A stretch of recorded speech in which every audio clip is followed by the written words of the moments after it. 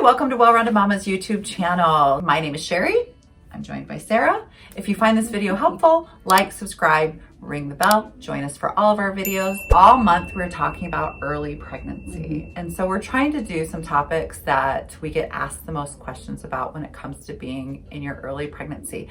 The reason why we think early pregnancy is such a great thing to make videos on is sometimes you're not coming in yet to appointments. And so it's great to find videos that I think are helpful. So today we kind of wanted to talk about morning sickness. And that's a lie. Who named it morning sickness? It does not just happen in the morning. Right. I wish it was just like that. This little just phase that comes over you in the morning. I wish that was all it was. Generally, most of the time, individuals have something that feels different to them on some level, and it's just a matter of like how you're scaling it. Maybe it's like just food aversions, maybe there's just some food that makes you not feel like yourself, or maybe your appetite's off. Sometimes people feel nauseous, sometimes people actually vomit, and then you can be all the way to the extreme of something called hyperemesis, where you're just puking all day long. Generally, there's some range, right? From feeling okay, maybe a little tired, maybe not quite like yourself with your appetite, to I can't keep anything down. And so we're going to kind of address that a little bit today. I just want to say up front, midwives, we like to see our clients as early as they want to come see us. So like if you took a test yesterday and you want to come talk to us, we're happy to do that. Whereas sometimes if you call a physician's office, they kind of want to wait to see you. So how long, Sarah, does that generally last for people? For most people, it starts to go away by 12 weeks. However, there are a few rare individuals where it starts peaking closer to 12 weeks and then kind of staves off like more like 14 or so. Like it just kind of depends on when that placenta decides to take over and not mess with your hormones quite so much. So generally, as a rule of thumb, 9 weeks is like technically your worst. And then you should be moving in the direction of getting better. That's not for everybody. Obviously, everybody's unique. There's a few different reasons why individuals experience nausea in pregnancy. Low blood sugar is usually a big one, especially just dealing with like that hormonal load that has changed for you. Blood sugar seems to be a trigger for a lot of people. So that whole that myth of morning sickness, the reason why that exists is because you haven't eaten in a while. And if you had an early dinner and then you've slept all night, like you might be waking up with some low blood sugar. Addressing that first for some people is like that first line of defense. Making sure you have a cracker on your nightstand or something.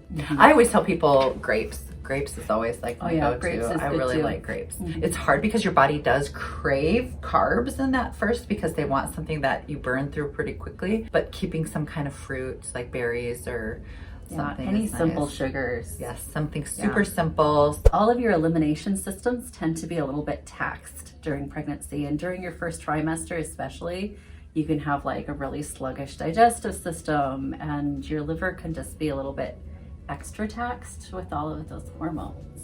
So many individuals are constipated in their first trimester. And so what happens is that toxin builds in your system, and that's why you feel sick. That's why you break out. Everything is kind of taxed because you're growing a baby. Any liver support herbs. Now, specifically as midwives, we really like using milk thistle because it is kind of more on the safer side. You never want to use like an herbal detox product while you're pregnant. That is not a good idea to do. But milk thistle doesn't really like detox your system. It's more like supportive for your liver. But anything that helps support that system. So even if it's like warm lemon water, or like the milk thistle dandelion tea, or roasted dandelion root tea sometimes is a good coffee alternative. Anything like that is going to help your body eliminate. Why do individuals get constipated in their pregnancies? Well, hormones mess up peristalsis. And in my experience as well, people tend to stop drinking coffee when they find out they're pregnant, and coffee tends to be that regulator for a lot of people. So it's kind of like a twofer. Like you stop drinking your morning coffee and your hormones kind of come into play. So you just kind of have a sluggish system after that. So remember, whenever you remove something from your diet, even if it's like in a positive, good way, right? Like even if you're removing sugar or anytime you want to remove, you have to make sure that you're replacing it with something that has healthy alternatives to it. Are you drinking enough water? I think that that's a thing too. I hear from a lot of clients who are like, oh, the taste of water is so gross when you feel nauseous. Now they have so many different electrolyte drinks that have just like a little bit of flavor to them, or herbal teas count towards that hydration, or like we talked about, like the fruit, like if you're doing grapes and stuff, there's a high level of water in that. If you are one of those people that is just throwing up all the time, you're going to have to replace that with something that is super nourishing. Like probably just water isn't going to do it. So making sure that you are getting electrolytes then. Like if you can't just keep regular water down, try to use Noon tablets, like the little electrolyte tablets, or my favorite now is liquid IV.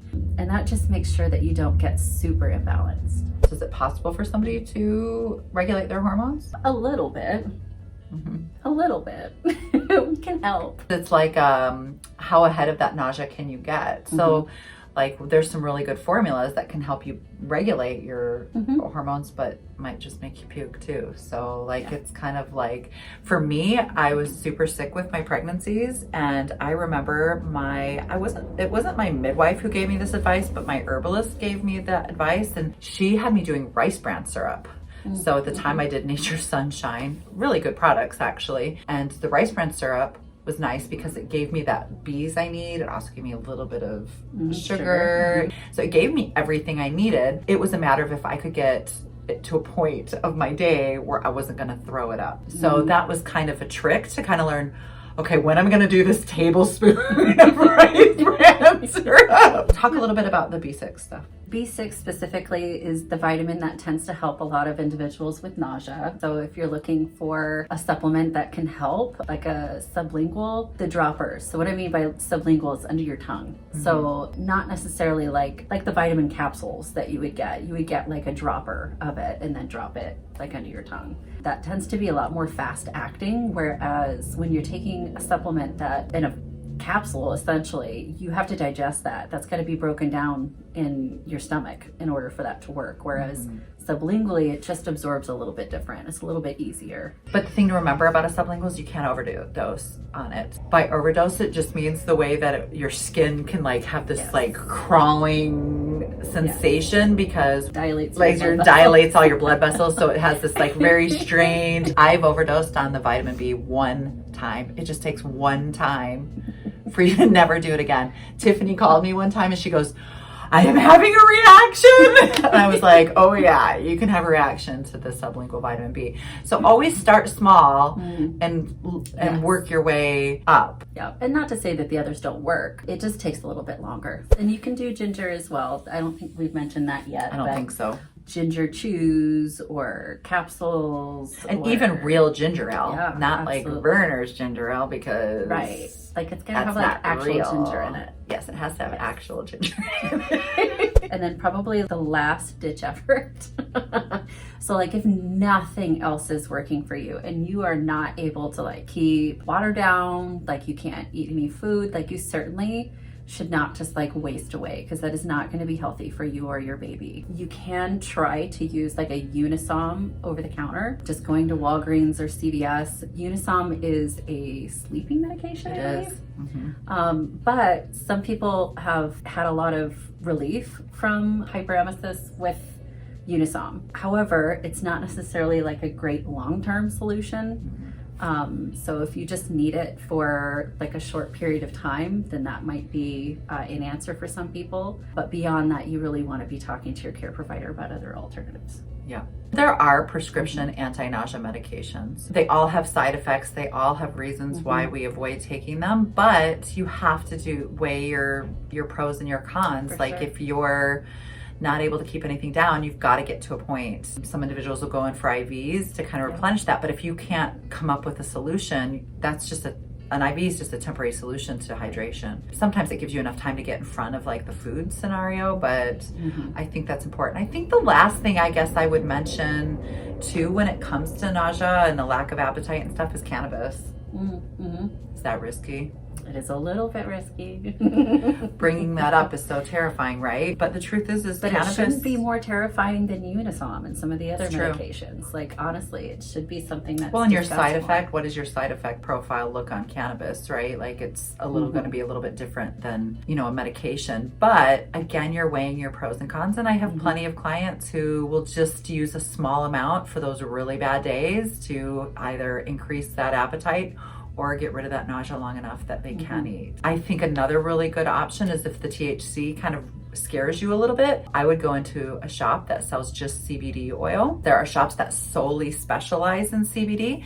And the great thing about CBD is there's not any THC, so it's not like you're gonna have any of those paranoia side effects. But a lot of those CBD places will have formulas that are for something specific. Weigh your risk to benefits. Get out a piece of paper, write down, here's the pros to doing this, here's the cons. I've tried this, I've tried that. Keeping some type of a diary during your pregnancy, I think is really important because not only do you learn a lot about yourself, especially when you go through a first pregnancy, but it can help you in your future pregnancies. This is what I did to help get me through this. This worked, this didn't work. And so, yeah, I think finding something that helps. I always tell my clients when they come in and they want to talk about like diet and am I getting enough this? I go, oh, no. First trimester is all about survival, friends. Get through it. It is all about survival. If you can get protein and you can stay hydrated, that's all we really care about. So thanks for joining us. We love you inviting us into your living room.